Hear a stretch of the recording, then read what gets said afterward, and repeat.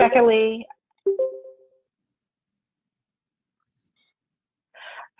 Just wanted to let everyone know today's presentation, too bad we can't unmute all these peeps, but actually we're delighted to have this great interest in really a hot topic today. Today's presentation is a live community discussion, and we will tape this for future distribution. Some of you might have colleagues that are interested. We actually did hear from some of you that some of your colleagues that they can't make it. So a few notes kind of to let you know that please post your questions in the chat. All of you probably have noticed, or maybe haven't, that you will be muted. To our organizers, please do mute yourselves unless you are speaking. In the end, we will have a time for a Q&A when everyone will be unmuted. So we'll have to be, since we do have a large crowd, we'll be up to over 100 today. So we'll have to be disciplined in terms of background noise. But you can either, as you think of them, I know it's easy to try to ask questions in place. So then you can post your questions in chat. And then we will have about 15 minutes at the end where there'll be a community discussion. So that's kind of the format. So 15 minutes per panelist, and then you'll be able to answer questions ask questions at the end. So really delighted to have our panelists today. My name is Rebecca Lee. I'm the Executive Director of Vivli.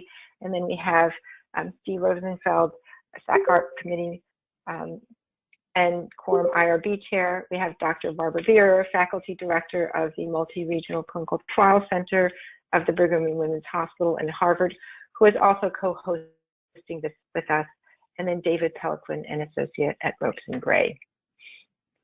Our agenda today is really talking about prospectively what makes broad consent sufficient and what are the limits. We'll also be talking about retrospectively what elements preclude consent, talking a little bit about an ICF template, informed consent template for data sharing, and GDPR. You know, as we all know, patients are enrolling into clinical trials under the assumption that research will contribute to further knowledge. And today we'll talk about this timely issue that many of our stakeholders at Vivli and MRCT Center have suggested that we actually run a community discussion around, since they're evaluating their existing practices around informed consent and data sharing.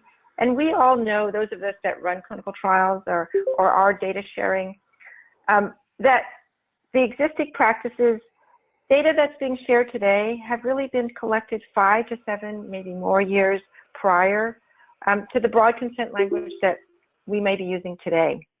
So, and pre-GDPR, of course.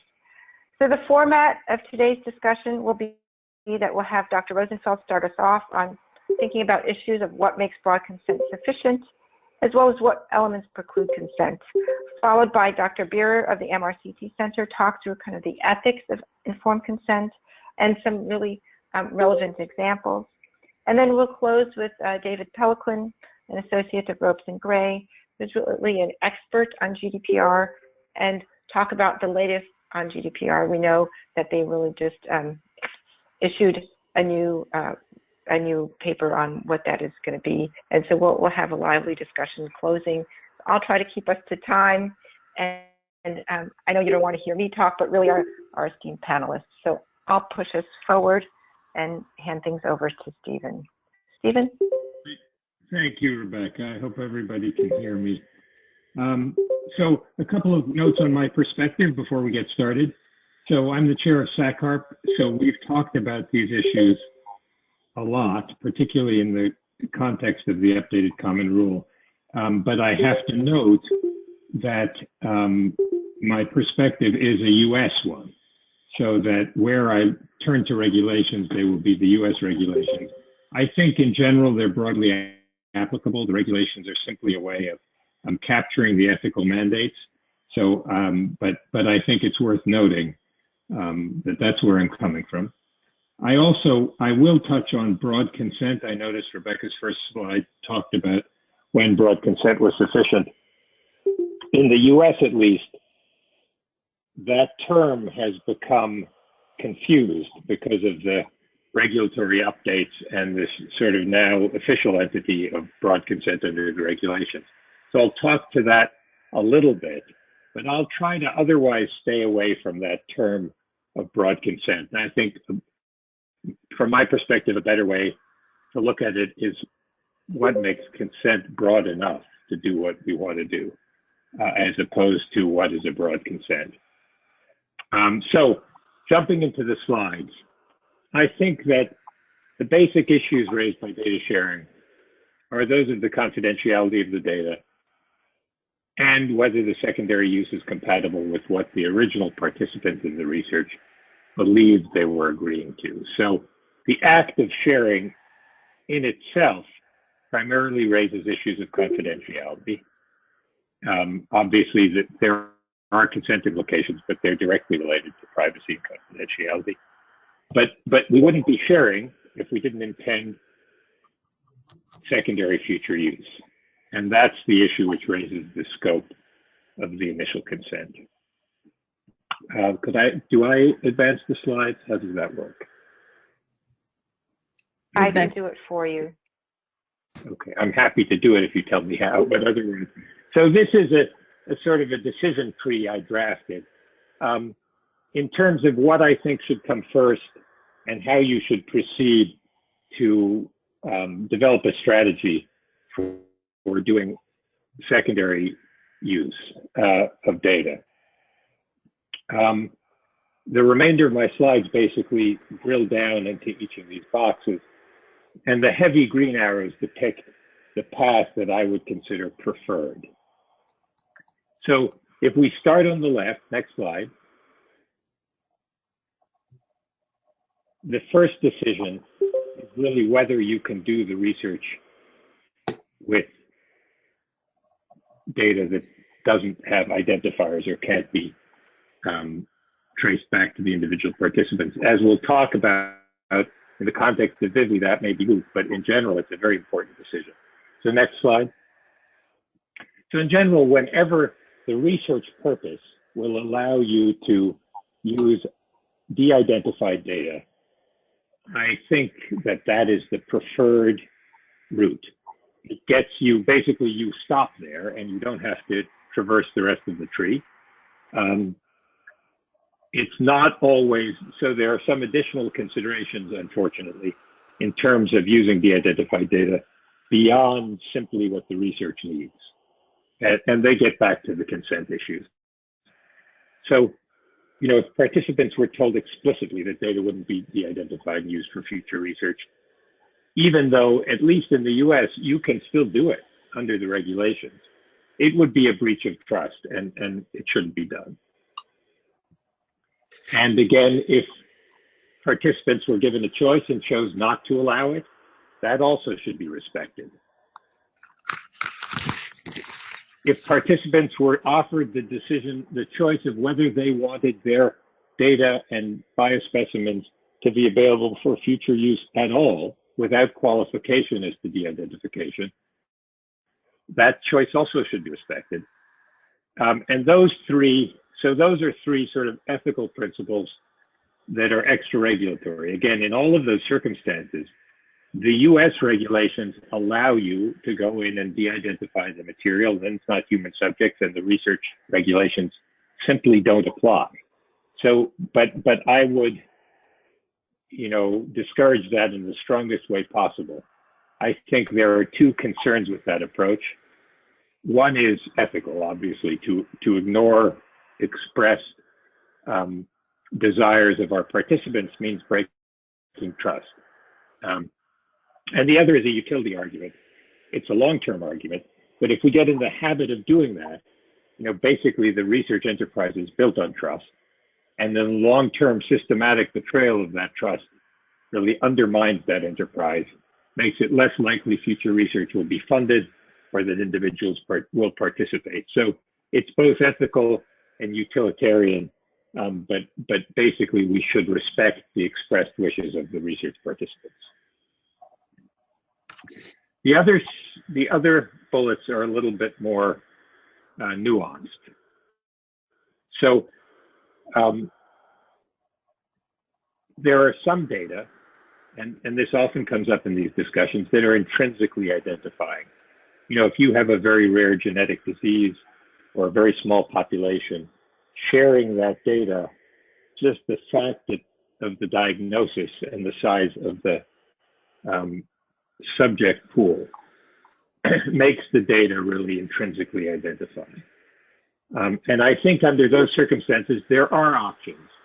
De-identification, we talk about that. It's become like consent. It's considered to be something you do as opposed to a goal you achieve. And I think we have to remember that de-identification is a goal, not a process. And there are ways to technically anonymize or obfuscate data that I won't go into here. Some of the work around differential privacy and predictable privacy gets into that. But the basic idea is that if you know the purpose of the analysis you want to do, you can effectively scramble the data in ways that won't affect that analysis, but will preserve the identity of the participants. But that's a research project by research project determination. And then the last thing is something that's coming up increasingly. And this is my opinion. I don't know that there are standards or has been enough discussion around this, but we hear more and more about big data and cross-linking of databases. And it's quite clear that a data set that is not identifying in itself can be combined with other sources of data in a way that makes it identifying. And I think from an ethical point of view, if you intend to do that, you have to consider it identified data, even if the data set you're accessing is technically not identifiable in itself. And then we'll get to GDPR when David talks at the end. Next slide. So if you've failed that test, then you need identifying data. The next step is research review. And I'm going a little bit out of sequence here because under the US regulations, under the updated common rule, if you meet certain criteria, you're exempt from research review. So you have to do a little bit of review to see if you meet these criteria. But beyond that, it's sort of a shortcut.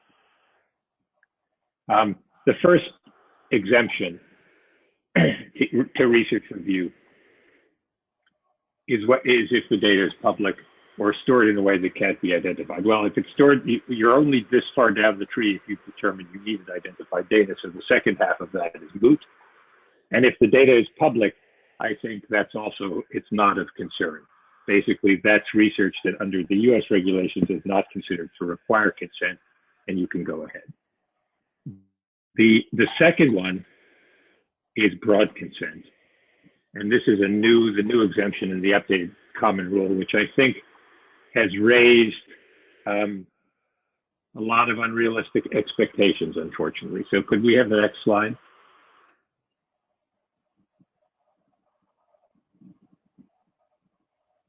Thank you. So these are the two exemptions under the rule. And they sound really good. And I think when people saw this, they thought they were going to solve, these exemptions would solve a lot of problems. They seemed very reasonable. There are two technical difficulties. So if you dig deeper down into the requirements for broad consent, you'll find that if someone is offered the opportunity to give broad consent and refuses, and remember, refusal means just not signing the consent. It doesn't mean under the current regulations that you say you actually sign no. It just means you don't sign the consent. So there are many reasons someone could be considered to have refused. If a participant refuses broad consent, their data is precluded from use under a waiver of consent. So if they've refused broad consent, you have no choice, basically, but to ask them for specific consent for that research study. And as a practical matter, in shared data and big data sets, that becomes very difficult. And in addition to which, tracking, so that's one piece. The other is the scope of the refusal. research takes place in institutions and clinics all over the place. Is the scope of, and we need guidance on what the scope of the refusal is.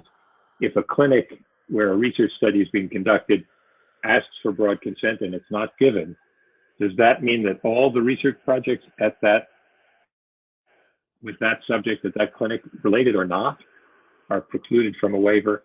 Anyway, there are practical concerns that I think realistically for now make it very difficult to take advantage of this exemption. Next slide, please. And I'll try to move a little faster here. So research review. So if you're deciding to use, if you have to use identified data under the US regulations, if you're not exempt, you're required to have ethics review because you meet the criteria of human subjects research. There's subtle differences. The FDA, I think it's very difficult to say whether you meet the, across the board, whether you meet the criteria for under the FDA regs. And so I've stuck it with the common rule because it's more straightforward. The definition of clinical investigation is the FDA's litmus test, and that's just hard to generalize about. So next slide. So in order to find research is acceptable by an IRB in the US, there are 6 basic areas. Risks are minimized, risks are reasonable in relation to benefits, selection is equitable, informed consent is sought, safety is assured through data monitoring, and confidentiality is protected. So we're talking about secondary use. So these would be minimal risk. There are no direct benefits, but there's also no, the risk is minimal. Selection of subjects would have been taken care of largely in the original protocols. So and data monitoring is really, safety of subjects is not an issue.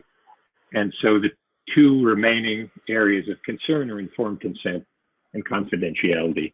I'll talk more about those, but I'll just say at this point, it's not that hard to specify the confidentiality. I won't go into the technical details, but hopefully we all know of the measure or have people who can advise us on adequate measures to protect confidentiality. So it's straightforward to specify that. And that leads us to the real concern, being informed consent. So next slide. So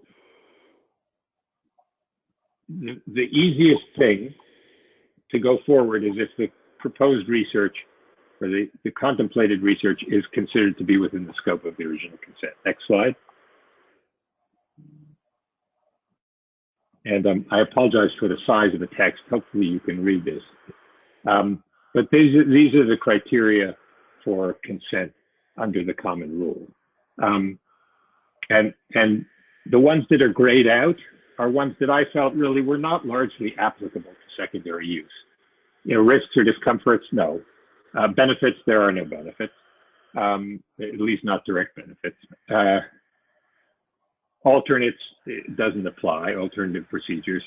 The research is minimal risk, and contact information would generally be whatever they were given at the beginning. So that leaves the purpose of the research, expected duration of participation, which I think we would have to interpret as retention of samples and information. Confidentiality, which I already discussed. 116b8, which reinforces the fact that in research, people have to be able to withdraw, and there needs to be provisions for that. And then lastly, there's a new provision in the updated rule that's not in the FDA regulations. And that says, basically a statement that identifiers might be removed and your specimens used, or that will not happen. And I think that for the group we're talking to here, the idea that you would have ever put in your consent a statement that the subject information or biospecimens collected as part of research, even if identifiers are removed, will not be used or distributed, is hopefully moot. I mean, if you ever said that, you can't be doing this. So I'm assuming that every research, well, so this is a new requirement. It's unlikely to have been in any consents, but going forward, it's something to be considered. And I would encourage everyone to use Romanet 1. Next slide. So Steve, this is Rebecca. We're at the 20-minute mark. Giving you a time check. Okay. So we're 1/3 of the way through. But I won't be All right. taking all my 20 minutes, so. Yeah, we need time for the panelist discussion and questions. We have a lot of them. Understood. Okay. So very You could wrap. Short circuit the rest of these slides then. The two remaining issues are whether, so the difficult issue, you can answer all of those issues about the consent in a very straightforward way, except for the purpose of the research, which is by definition unknown at the time of the original research. And in the past, that's been a huge obstacle to getting future research approved under the original consent under the common rule. Ethically, however, the broad consent provisions under the updated rule provide us ethical cover if these are ethically satisfy an exemption. They clearly should ethically satisfy a research under full review. So these are the, I encourage you to go back and look at these after the session is done. But I think if you can satisfy these two criteria, you could find that the purpose of the research was sufficiently disclosed in the original consent. Next slide. And so if all of these fail, you're faced with waiver. Next slide. And the issues around waiver that I've highlighted in red. This is the updated rule. The third bullet doesn't apply because we've already made that decision right back at the beginning. We need identified information. It comes down to practicability. That's not defined in the regulations, and it's really minimally defined in guidance. And the issue is not that it's practical or impractical in most cases, but the lack of standards means that every time you take this to an ethics review committee, you may get a different answer. And that's the real reason to try to get all of this done before you get to waiver. If you end up at waiver, I do think that most of the research that we're contemplating here would qualify for a waiver of consent, but that's going to be an individual IRB decision. And I'll end there. Thank you. Thanks so much, Stephen. It's really terrific. Okay, next is up Dr. Barbara Spear, and I'll hand it over to Barbara. Thank you. I'm going to speak to the ethics of informed consent and the ability to de-identify the data based on prior informed consent. Stephen spoke to sort of the future state in which we are looking at the ability of consents to envision whether or not there will be an allowance for de-identification and future use. But as Rebecca said at the beginning, many of these consents were executed years ago, and we're faced with whether or not we can use the data now for secondary research. You know, what I'm about to say, I want to be explicit in mentioning that this does not apply, what I'm about to talk about does not apply to the data hosted on Vivli, where all the data are anonymized, and the data contributors has attested to the sufficiency of that anonymization. Now, the sufficiency of anonymization is, of course, restricted to the data set itself, and may change if the data is linked to other sources of data. And therefore on Vivli, some and actually most of the data cannot be downloaded, but is used on virtual machines. So it can't be linked to other sources, and we can trust the anonymization. So, but let's park the issues with Vivli, because this really isn't a question of using the data hosted on Vivli. And let's go forward one slide. So, you know, we have reviewed the prospective view of informed consent and data sharing and the considerations of ethics of consent in the revised common rule. The question is, going forward, consents will presumably be compliant and fewer questions will arise. And again, as I say, Vivli maintains only anonymized data. Now, of course, the first question is if you're asking a research question, can the data provided answer that question? And will it be available in a way that allows the research question to be answered? And then one needs to decide whether or not to provide the data. So how should we review the informed consents executed before data sharing activities were envisioned? So many of these consents did not envision the use that we are using now. So let's take, you can go to the next slide. So let's take this fact case. De-identified data from a trial is requested for important secondary research to determine the existence and frequency of a potential adverse event. That secondary analysis requires pooling 4 trials conducted over 8 years. The trial ended 4 years ago, and when the review of the informed consent document was performed, it reads, efforts will be made to limit use or disclosure of your personal information, including research study and medical records, to people who have a need to review this information. Now, note, of course, that this doesn't say anything about whether or not it will be de-identified. It only speaks to your personal information. And one might argue here that there is a need to know and to review this information. Could I have the next slide? So looking at that line, which is the only line, and it is an actual consent form extraction from a consent form that of a trial that ended 4 years ago. So ask the following questions. Next bullet. So if the data are sorry, this is not the right thing. So this is not the right slide. So so if the data are de-identified, have sufficient efforts been made to limit the use or disclosure of your personal information?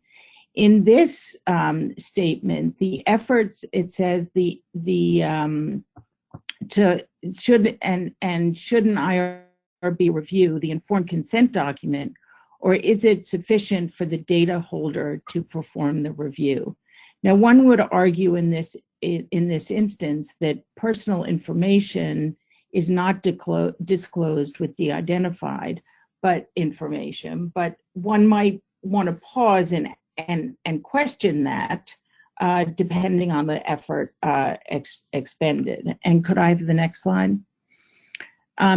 And is the secondary data user accountable for its use? In other words, if de-identified, if this is the consent and individuals have reviewed this, either the data holder or an IRB, reviewed the consent and been comfortable with the fact that it's de-identified and can be used, then is the secondary data user accountable for its use and for re-reviewing, as it were, the data itself and the consent to determine whether or not it's okay to use that data? We would argue that it is the responsibility of the data holder or the data contributor to determine whether or not it is okay and consistent with the informed consent to share de-identified data. Could I have the next slide? So now envision, I'm not looking at a slide. Okay, so now envision the same fact case, but the informed consent document reads, no information about you or provided by you during the research will be disclosed to others without your written permission, except if necessary to protect your rights or welfare, or if required by law. Now we'll ask the same questions. Next slide or bullet. Is de-identified data about you, as it says here? Now, some would argue that information about you is not held in de-identified data. It's de-identified, it's not about you. But I think a reason I cannot hear anything. I might see the slides. challenge that. If de-identified data, however, even if it's not directly about you, it nevertheless is provided by you. And therefore, in this consent, it says no information provided by you will be disclosed to others. And that seems to be challenging to then take it and de-identify it and make it available to others. Could I have the next slide? And who should make that decision about the appropriateness of de-identification, de-identifying that data that had been collected with this ICF? Next slide. And similarly, does the end justify the means? In other words, if it's a serious adverse event and you really needed to know and use this trial, is that serious enough to say, okay, regardless of the consent, we will de-identify and use it to evaluate the risk of the adverse event? So let me take those questions in order. Next slide. So if you're deciding whether or not it's okay to de-identify the data with the intent to share the data, I would follow the decision tree as outlined by Stephen. Next. And I would then go on to ask the explicit questions about the informed consent, which we'll do here. Could I have the next slide? So in neither of those examples that I went through were participants told explicitly that data would not be de-identified and used for future research, because in that case we would not use that as an ethical obligation and an issue of trust. And neither were the participants given a choice as to whether to allow de-identification used for future research. And then one would respect that choice made by the participant, realize that de-identification was never part of those consents. It was never even envisioned at the time of the consent. So it depends on how one would understand the clauses that were stated. Did the participants explicitly decline to make their identifiable data available for future use, in which case one would again respect the choice made by the participant? This was not explicitly asked of the participants. It was a declarative statement. Both of them were declarative statements that did not envision this situation. Now, neither of the population nor the data are intrinsically identifying. In other words, they're not simply they are not a rare disease or other problematic clauses. And will the data be cross-linked to other data sources to result in identifiability? That depends upon the conditions of access. So next slide. So who's responsible? We would argue that the investigator, and therefore by extension the sponsor, if the sponsor is the data holder, has executed the informed consent with the participant and has entered into an ethical and arguably or possibly legal contract with the participant. The data holder, whether investigator or sponsor, therefore bears the responsibility for the decision as to whether the informed consent permits or does not affirmatively forbid de-identifying the data for the purpose of secondary research. We would further argue that if the data holder is uncertain, as these examples show, we would recommend that IRB review be elicited. Further, the end does not justify the means. The importance of the question itself doesn't sort of overshadow the ethical obligation to the participant, Because if exigent circumstances exist, there are other means to compel the data access, and that is by going to other legal remedies. Could I have the last slide?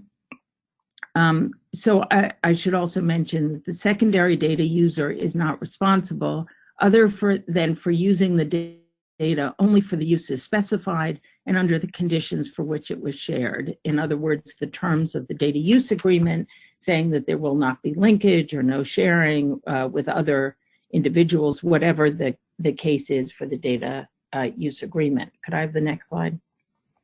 So the future is brighter. I think plain language and health literate consents will make choices clear to the participant and will be helpful.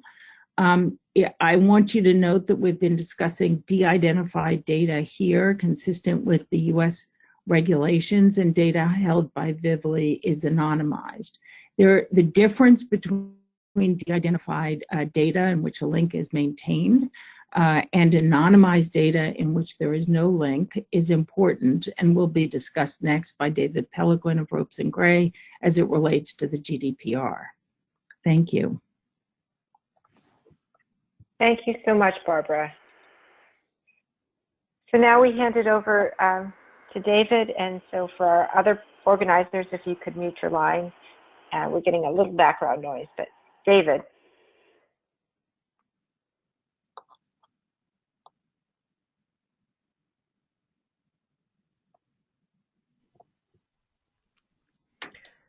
David, are you there? Yeah, we're unable to hear you. If you could unmute yourself. Apologies. I realized there were two mute buttons I needed to unmute. Can you hear me now, Julie? Yes. Great. Yes, we can hear you. Perfect. Thank you so much for the invitation to speak today about the General Data Protection Regulation, the EU's privacy regulation, and how it impacts some of these consent issues that Drs. Rosenfeld and Beerer just spoke about. I'm going to just briefly talk about the jurisdictional scope of the GDPR, because when speaking to an audience of people outside of Europe, as I often do since I'm based here in the US, it's the threshold question with GDPR is, does it apply to the specific activity? So I always talk briefly about the jurisdiction because it should be our first question always. And then I'm going to talk about the bases for processing personal data in the context of a clinical trial and secondary research, focusing particularly on some guidance that issued last week from the European Data Protection Board that addresses these issues. So if we could go to the next slide. So I always flash this map up here so that people are clear when we talk about the GDPR, which countries are we dealing with? And essentially it's everything in blue, green, and orange on the slide, the European Economic Area. Now, for those of us outside of the European Economic Area, the question is, well, why does this law matter for us? So if we go to the next slide, we have a schematic that explains that, which is that the GDPR will apply to a data processing activity if any of the following conditions are true, which are illustrated in the lower row of the schematic. One, if we have an organization, I say US organization, or it could be an organization anywhere outside of the European Economic Area, that's established in Europe, they have a location in Europe, an office or a branch, and they're processing personal data in the context of that location, that establishment. It can also apply, the GDPR can also apply if we have a US or other ex-European organization that's offering goods or services to people in the European Economic Area. And that includes offering goods or services for free. There doesn't have to be a charge there. There just needs to be an intent to offer it to people in Europe. So for example, if we have an interventional clinical trial and we're giving an investigational product for free to data subjects in Europe, that would be a good offered to those subjects. Similarly, if we're engaging in a mobile application research study, we're making a mobile application available, let's say on the iTunes store in France or another European country, we're offering that good in the form of the application to people in that European Economic Area, and the GDPR would attach. And lastly, if we go to the lower right-hand bucket here, the GDPR will apply if a US or other ex-EEA organization is monitoring the behavior of people located in Europe. And that may take place if we are using cookies to track people on the internet. But it can also take place if we are using smart devices, for example, to capture health information about people, for example, enrolled in a research study in Europe. In each of these circumstances, the GDPR would apply to an organization located outside of Europe, which is why this regulation is so important for the research community, because we all know that clinical trials are often done across multiple jurisdictions, and they may be sponsored by a company in the US, but that company may have clinical trial sites all over Europe, and thus the GDPR would attach to certain activities of that US company. With that out of the way, let's go to the next slide, which is going to bring us into the discussion of the processing of personal data in the context of clinical research. And so, as Barbara alluded to at the end of her remarks, there is a difference between how the GDPR thinks of personal data and what's identifiable, and what we in the US have traditionally thought of as being identifiable. So if we look at the definition of personal data, it's quite broad, and it is any information that relates to an identified or identifiable natural person. And this is somebody who can be identified directly or indirectly by looking at a variety of different factors, such as an identification number, or if they could be identified by genetic or mental information. That could all be personal data. Now, what's important to keep in mind with the GDPR is that pseudonymized data, also known as key-coded data, where we've stripped off direct identifiers from the data and replaced it with a unique code corresponding to the individual, those data remain personal data that are subject to the regulation. This is a different approach than that taken under the common rule, the set of regulations that Dr. Rosenfeld was talking about at the outset, which in the US, one can take the position that if the data are coded and the investigator who receives the coded data set for a secondary research purpose does not have access to the link between that code and the identity of the person, one can say those are outside of the common rule, because the common rule standard of identifiability is, can the investigator readily ascertain the identity of the individual? The GDPR is looking broader than that. It's saying, can anyone re-identify these information through holding a link between the code of the pseudonymized data and the identity? And if so, the data are to be treated as personal data under the regulation, which means the bottom line of this is it's much harder to say that data are anonymized and outside of the GDPR than it is to say that information are not readily identifiable and thus outside of the common rule. If we go to the next slide, please, we'll see that the GDPR has a subset of personal data that are called special categories of personal data. And these are quite important for the research community because special categories include things like data concerning health, genetic data, and biometric data. So almost any clinical trial is going to collect these types of data.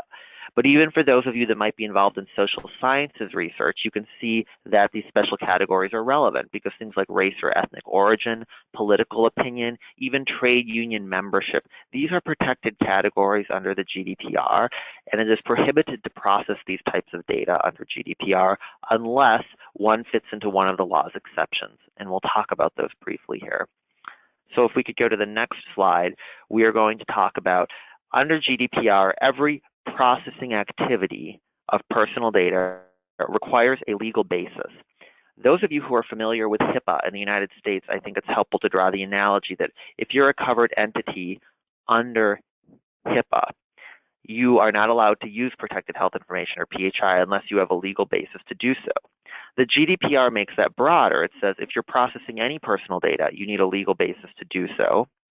And if you are processing special categories of data, you need an extra legal basis. And I put the articles of the GDPR here. Article 6 lists the bases for processing personal data, and Article 9 lists the bases for processing special categories of personal data. So we need two bases generally in a clinical trial to process the types of data we're dealing with. If we go to the next slide, we'll see what are these legal bases. And for regular personal data, one can rely on consent, on compliance with a legal obligation, performing a task in the public interest, or processing necessary for legitimate interests. There are other possible bases, but I list these because they're the most common in a clinical trial setting. Under Article 9, for those special categories of data, for the health data, one could rely on explicit consent, on performance of a task in the public interest of public health, or for processing data for scientific research purposes. Now, if we look at this, what is the commonality between them? Well, consent appears in both of these lists. So it would seem, if we were thinking about this at first principles, that in the context of a clinical trial, we would rely on consent as the basis for processing personal data and those special categories of personal data like health and genetic information. But if we go to the next slide, we'll see that's not the direction that the European regulators are taking us in. And so on slide 39, I'll just wait a second for it to advance here. We have new guidance from the European Data Protection Board, which is the regulatory body within the EU government that issues guidelines on the interpretation of GDPR. And last week, they issued a document that was addressing the intersection between the EU clinical trials regulation and the GDPR. And they said there had been many questions posed about what the basis for processing data in the context of a clinical trial is. Now, one of the frustrations with this document is it is responding to a Q&A document that had been put out by the European Commission, but the underlying Q&A document itself is not publicly available at this time. And so in essence, we have a document that's responding to an unavailable document, almost like reading a book review when the book that's being reviewed is not available. But we have to make the best judgment we can about this document based on the resources we have at the moment. And so what the European Data Protection Board tells us is that there are multiple processing activities that take place in a clinical trial, and that there are processing activities that are related to reliability and safety purposes, and the guidance tells us those are required by the clinical trials regulation. So the basis for processing those are a legal obligation to which the sponsor of the research is subject, and processing necessary for reasons of public interest in the area of public health. But then they tell us there's a subset of activities in the clinical trial, which is what they call purely related to research activities. They say these aren't required by the clinical trials regulation, so we need another legal basis for processing those. And they say, well, one legal basis might be the explicit consent of the data subject, but then they go through a litany of why that probably is not the best basis to rely upon, focusing on the fact that they believe the consent for data processing is not freely given if the participant's not in good health, because they see a power imbalance between the participant and the investigator, or they say if the participant's economically or socially disadvantaged, or in the situation of hierarchical dependency. Now, there's a tension here, because on the one hand, for the clinical trials regulation, one still needs consent to enroll the participant in the trial. But now the European Data Protection Board is telling us consent can't be freely given for data processing activities in the trial. And they don't address this inconsistency, because one would ask, well, how is consent for the clinical trial itself freely given? Because these imbalances of power that exist for data processing would also exist presumably for entry into the trial. But that's not addressed in the opinion.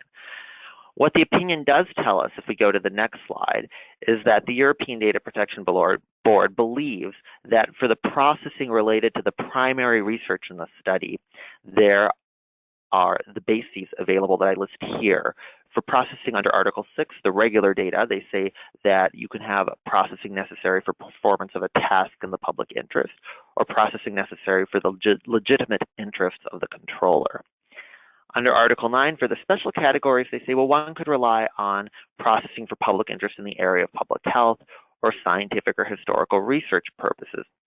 But what's important to note here about the public interest processing and the historical research processing is it must be based on EU or member state law.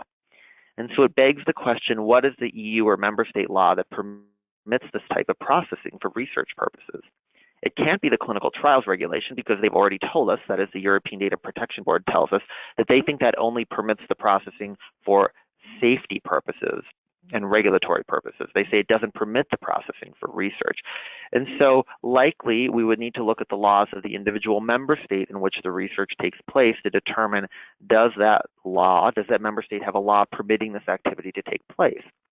Some member states have enacted legislation in implementing GDPR that permit these research activities, but others have not, and so this may lead to a patchwork approach across the European Economic Area. Now, if we go to the next slide, a question is, what is the basis for processing personal data for secondary research purposes? Is it consent? Well, if we read the GDPR, and when we talk about secondary research, we of course mean research using the data collected in the primary clinical trial, but now being used for another purpose. Well, if you read the GDPR, you might think consent could allow for this because there's some language in the GDPR about a broad consent, not in the US term, but there's a recital that talks about you can't fully identify purposes of processing data for research at the beginning of a study. And so subjects should be allowed to give consents for certain areas of research rather than a specific study. However, earlier guidance from the Article 29 Working Party, which was the predecessor organization to the European Data Protection Board, really limited the scope of this recital because they said, you know, under GDPR, consent must be specific. And this recital doesn't do away with the specificity requirement. And it gave examples of if you don't know what the research will be done at the outset, which you often won't know, updates should be provided to subjects as more information becomes known. And they suggested making available a comprehensive research plan, which I think for many secondary research purposes, these would not be feasible options.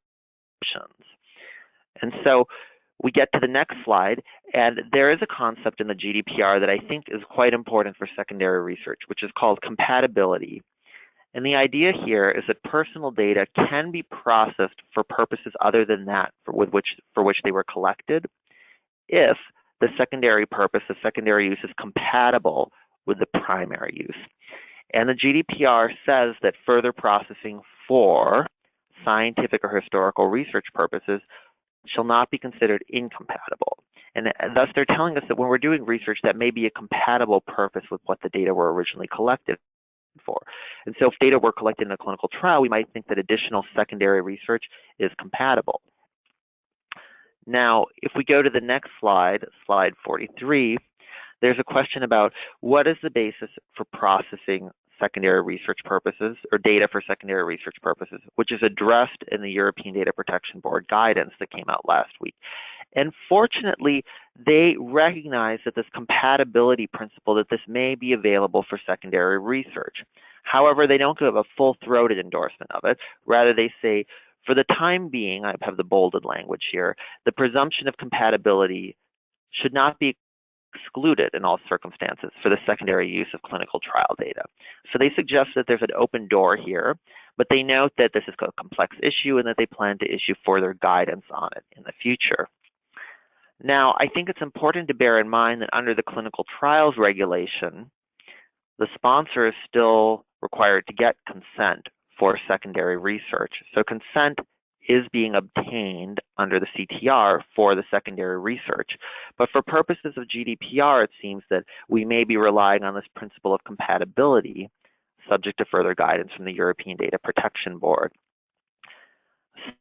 So I think in conclusion, what we can take away from this on the last slide is that the basis for processing personal data, there's still some uncertainty and debate about that, although that the consensus is moving away, I think, from consent as the proper basis for that processing. And the idea of compatibility as allowing secondary research to be done is, I think, gaining traction. And that's a helpful trend, I think, for the research community, because the idea that one could process data for secondary research purposes without establishing a new legal basis would be helpful to facilitating that research. And so I think I'll turn it back to Rebecca now, and we may have some time for questions. Thank you so much, David. Really nicely done. So I think we have a couple questions. One, and just before I forget, there's probably going to be some things that all of you think of. In the interest of time, we certainly cannot cover them. Our speakers have graciously allowed us to send out their contact information, and please feel free to follow up after this.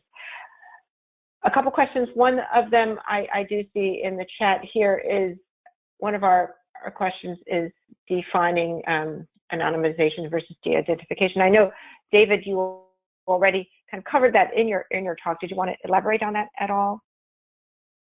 David, I think anonymized versus. Yes, the anonymized versus de-identified. I think, you know, the terms are used loosely, and one must think what regulatory regime are we considering the data to be de-identified or anonymized under. In the US, we even have a lack of consistency because we have a certain standard under HIPAA for the de-identification of PHI, which, as many people know, requires either the removal of a set list of 18 identifiers or the opinion of a statistical expert that the data are de-identified.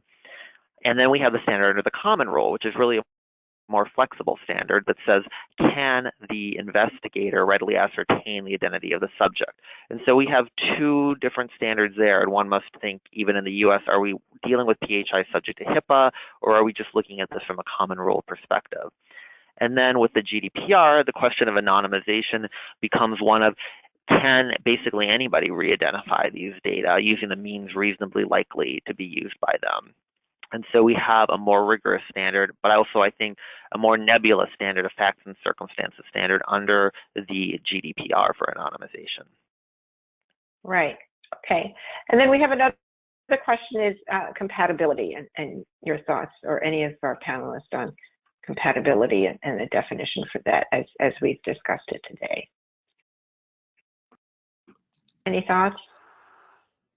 On determining compatibility, I'm just trying to understand the question. Yes.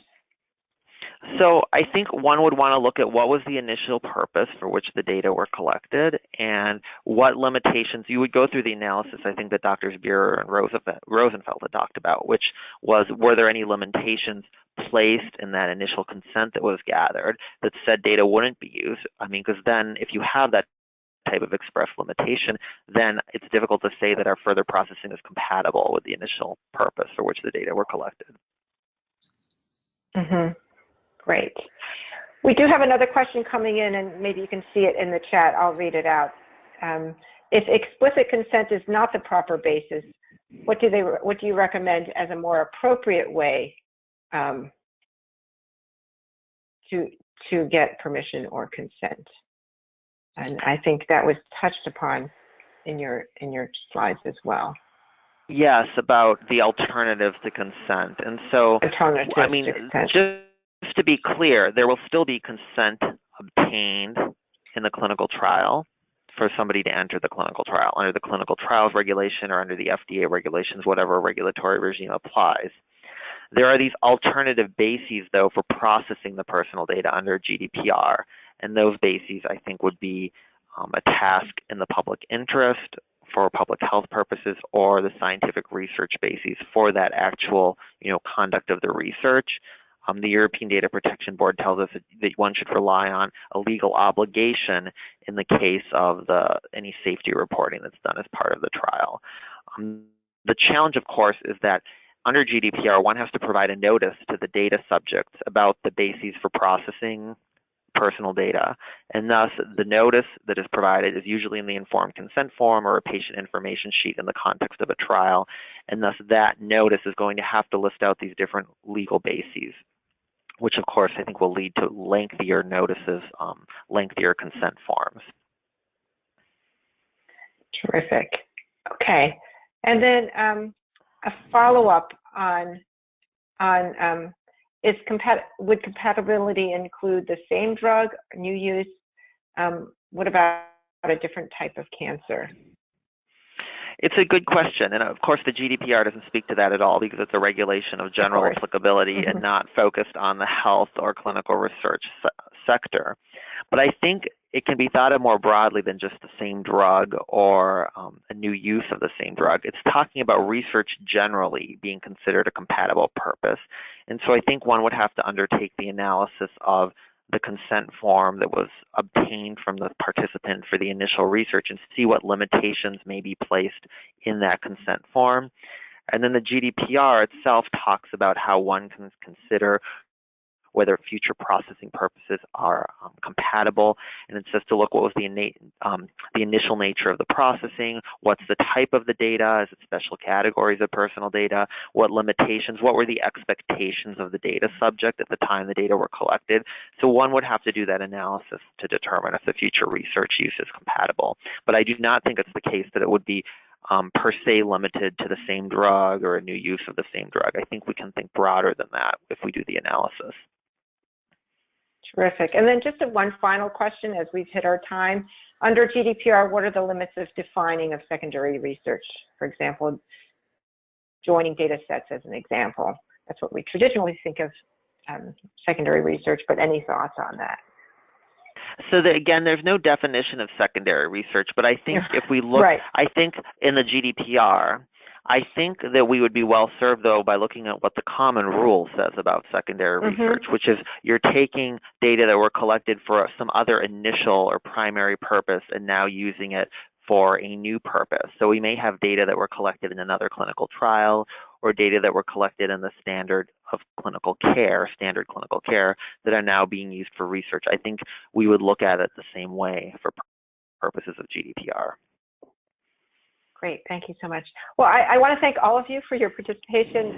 Feel free to reach out if you need to any of our speakers after this call, and we will, for those of you that are registered, we will send you a follow-up email if you'd like access to the slides or the presentation itself.